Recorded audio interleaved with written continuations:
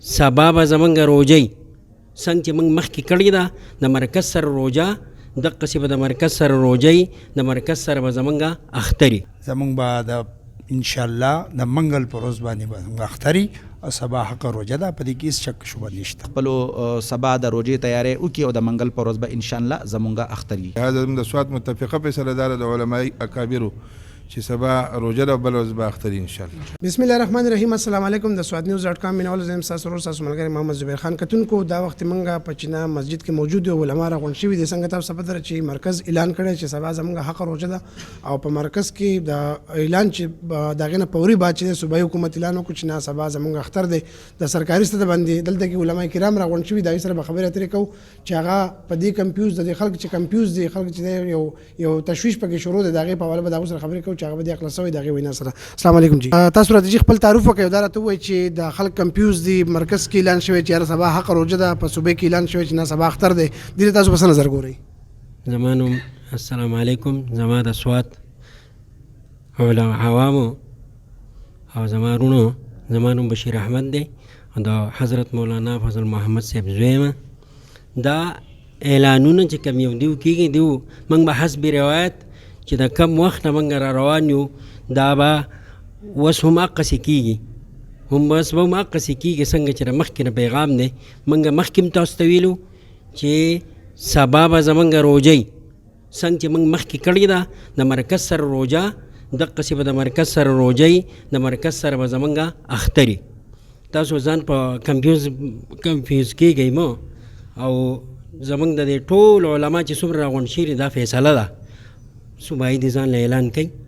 د هغه وخت نه په هغه وخت کې چې کله د امامي حکومت په هغه وخت کې دا کنفیوزیشن پیدا شوی موږ اعلان کړی چې نه د سوات خلک ټول د مرکز سره دی چونکې د مرکز سره به روجۍ او د مرکز سره به زمونږ اختري. حسب روایات زمونږ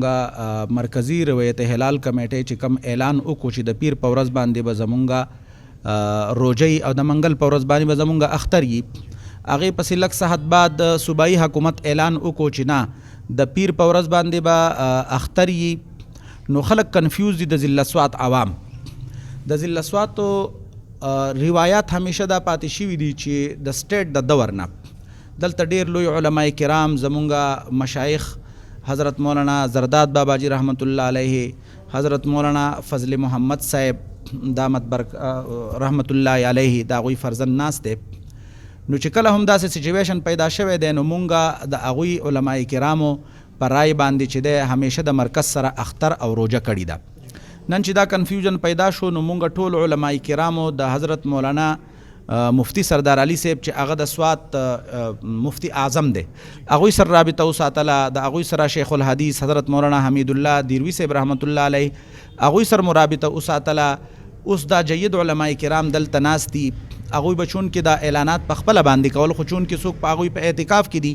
او څه پکې ضعیفان دي نو د هغوی د سوات عوامو دپاره دا یو کله پیغام دی او د هغوی د سواتو د عوامو دپاره هدایات دي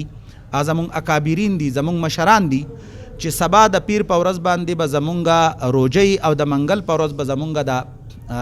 مرکز په حکم او د مرکز سره چې دی زمونږ اختر وي. لہذا د هغې علما کرامو پیغام زه د سوات عوامو له ورکول غواړم چې هغوی د خپلو سبا د روجې تیاری وکړي او د منګل په ورځ به انشاءالله زمونږ اختر وي. موږ په دې کې دا ویل غواړو چې زمونږ کوم مرکزي حکومت مخکې نه چې کومې فیصلې کوي زمونږ مخکینو علما کرام چې کوو او شیخ الحدیث لکه څنګه چې مولانا فضل محمد سواتی رحمت الله علیه محترم صاحب باندې مشهور او نقشه هم لیکل لا باندې مرکز سره بیا زموږ مولانا رحیم الله بابا جي صاحب تاسو پېژانده قاضي القضات هم د سوات پاتې شو هغه هم دې سره دا مولانا زرداد صاحب چې کوم قاری فتحت الله او مولانا حجت الله دواړه د هغه زامن دي دا هغه هم دا روایتو چې هغه به د مرکز سره ادا کو بل مرکز والا ته مکمل سہولیات میسر دي هر قسم هغه ته مشیندرانې میلاو دي چې هغه ویني دي درې صوبې تقریبا نو یو په خبر کې چې اعلان وشي نو نشم ویلای که هغوی ځان خپل یو دلایل به خپل دغه به خو زمونږ د سوات چې کومه فیصله ده هغه زمونږ د مرکز سره ده کوم مرکز په روز کال موږ د شپې په 1 بجې باندې بیا د رابطه وکړه چې تاسو اعلانونه وکړئ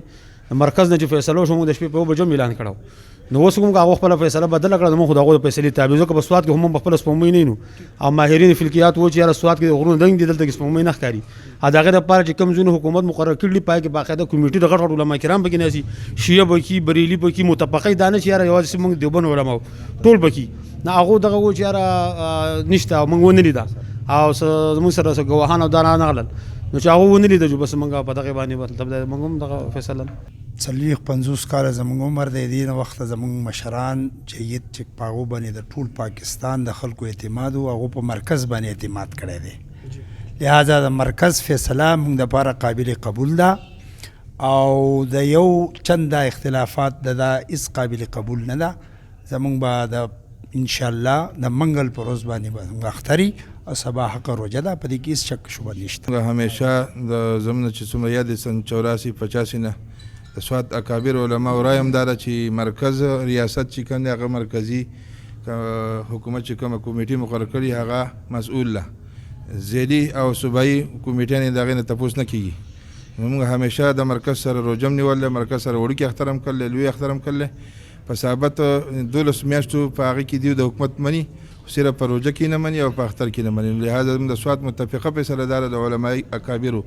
چې سبا روژه ده او بله ورځ به اختري انشاءالله. ډیره مننه کتونکو د دې مشرانو خبر تاسو ور د یقینا دا ډیره د تشویش خبره و چې هغه نن هغه خاطر کنفیوژن چې هغه ختم کو د سوات ولس چې کم دین هغه په دې خبره باندې کنفیوز چې یاره موږ د صوبې سره یو کو د مرکز سره خو چې د مرکز سره موږ همیشه اختر کړی، د مرکز سره چې موږ همیشه روزه کړی دا نو په دغه تناسب باندې نن د علماء کرام چې دغه غونډ شي هغه دا فیصله وکړه، متفقه تور دا فیصله وکړه چې د سوات عوام چې دي هغه همیشه د مرکز سره تاختر کړی، د مرکز سره روزه کړی دا نو نن هم هغه د باقاعده اعلان وکړو چې د سوات ولس ته موږ دا یو پیغام ورکو چې سبا حق روزه ده، سبا تاسو روزه نیسئ د منګل په ورځ چې ان شاء الله آب د اختر ورځ منځل کېږي او په مختلفو علاقو کې چې دغه به د اختر مونځ چې دغه به کېږي دغه دپاره چې د عیدګاه هم منتخب شوي دي، جوماتونو کې به منځونه کېږي. نو زموږ ټول سوات ته چې دا د خپل ویب سایټ په ذریعه باندې پیغام ورکوو چې سبا حق روزه ده او بل ورځ به ان شاء الله تعالی چې اختر کېږي. زما د پروګرام وخت پای ته رسېږي، اجازه راکړئ. د الله په امان.